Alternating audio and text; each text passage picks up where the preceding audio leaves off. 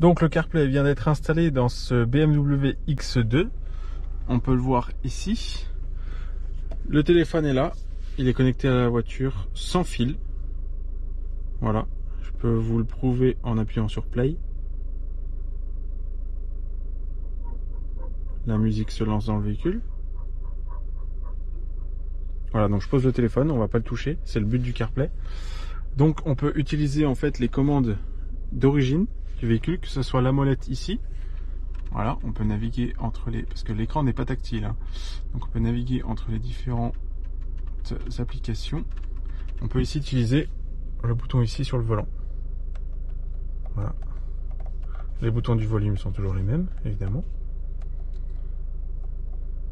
Donc là, toutes les fonctions CarPlay connues au final sont dessus. Ce qui est bien, c'est que quand votre iPhone est mis à jour, ça met aussi à jour le CarPlay dans le véhicule.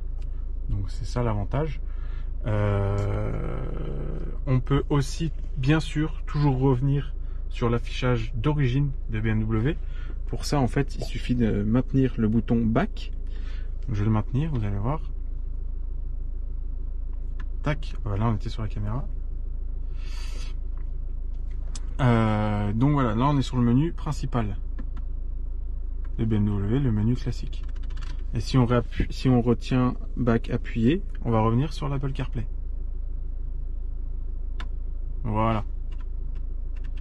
Donc évidemment, on peut utiliser le véhicule normalement. Par exemple, si on met la marche arrière, ça va switcher automatiquement sur la caméra et les radars avant-arrière.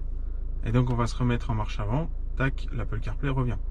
C'est vraiment ce qu'il y a de plus intégré en termes d'Apple CarPlay, car sur ce véhicule, vous voyez, il a le petit écran, il n'a pas le GPS. Ce n'était pas possible de simplement activer l'option CarPlay. On a été obligé d'installer donc le boîtier. Mais bon, c'est quand même très bien intégré. Donc voilà, on peut utiliser le véhicule comme si le CarPlay était disponible d'origine. Vraiment, il y a très peu de différence. Le téléphone se connecte automatiquement par le Wi-Fi au CarPlay. On peut aussi le mettre en version USB.